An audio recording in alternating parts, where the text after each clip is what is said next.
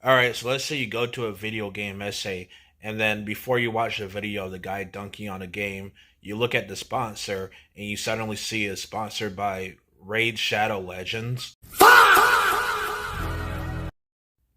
Look, I get that YouTubers and especially game journalists don't want to get a real job and contribute to society, so they have to e-beg and sponsor scams. But if you're going to do a negative game review or a negative essay video where you're going to critique and nitpick a game, at least don't recommend an objectively worse video game. When you sponsor something like Raid Shadow Legends and you're a game critic, you just pretty much devalue your entire review, in my opinion.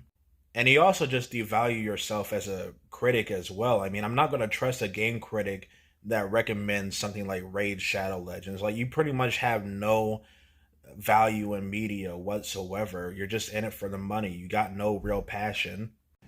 I've said this before in previous video, but another big problem with many video game essays is that they just don't even really talk about mechanics or anything like that. No, they mainly just summarize the story and just say obvious information that you would have figured out if you had just played the game.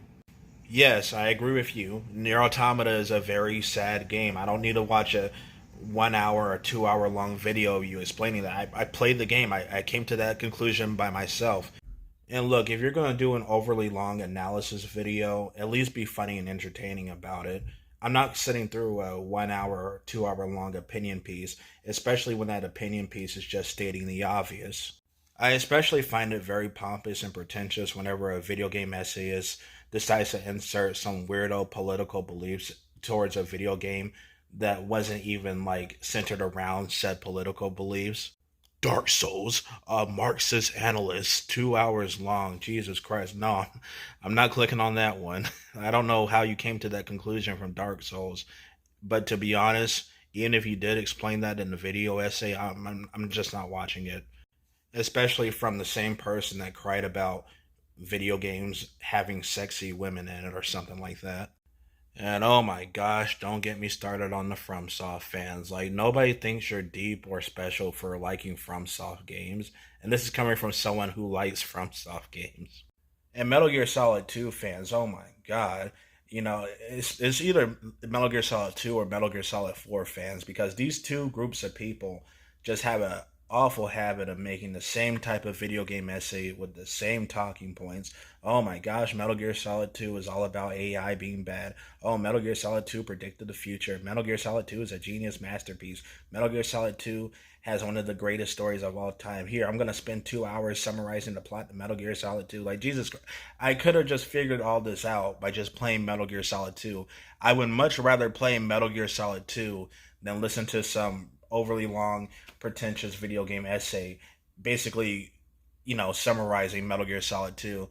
And that's the vibe I get from Metal Gear Solid 2 videos and other videos like it, is that, were you ever a kid and you watch someone play a game?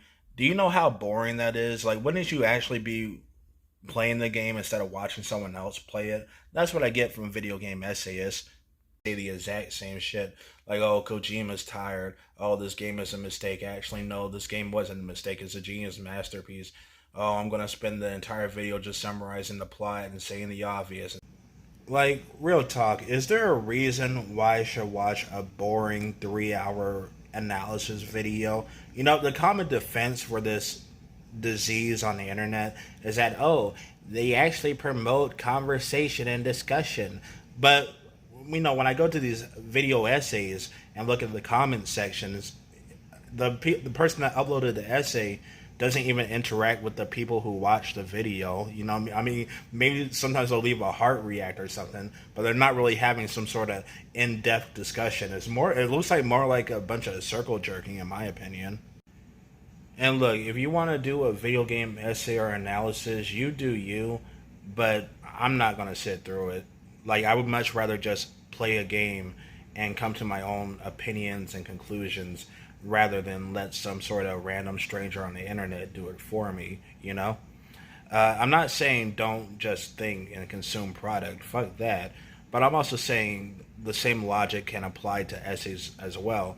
Because you see, a lot of essayists since they use fancy terminology or big words to sound smarter than everybody else, a lot of their audience are like, "Oh my gosh, this guy is just speaking the truth about this certain video game." And I'm like, Jesus Christ, you sound like a total sheep. Can't think for yourself. You need the random essayist to actually form your own opinions for you. A lot of video game essayists also lack a sense of humility. Like they're very far up their own ass. I especially like the Mr. Hot Take video game essayists. Like they'll talk about a beloved game and they'll be like, "This game is actually a huge disappointment." And I'm like, okay, well, you never made a video game in your entire life, so be fucking humble. And I'm not saying you gotta make a game to criticize a game, but for someone who clearly knows about the game industry, you would think this sort of individual would be capable of creating the perfect masterpiece game with zero flaws. But for some reason, these essayist people, they can't make a good game whatsoever for some reason. Odd, right? Like you figured for someone who knows so much about gaming, they would be able to actually save the industry. But what I'm basically saying is it's okay to have a negative opinion about a game, but at least have some fucking humility about it. And another thing about these game essayist people and their fans is like, oh, well, we actually criticize media so the artists can get better. I want them to get better. And I'm like, okay, I can criticize The Last of Us 2, but that won't make The Last of Us 2 better. It's a finished game, it's a complete product. Like, what do you want? Like, what? Can the developers just magically go back in time and fix The Last of Us 2's narrative issues? No, they can't. Criticism is fine, but I really don't expect any game developer or artist to actually take advice and criticism from a random stranger on the internet, like a random YouTuber that sponsors scam products to people's faces on a daily basis. Especially, Japanese people. Japanese people can't even really understand English for the most part. What makes you think they're going to listen to some random essayist who isn't even fluent in their own culture and language?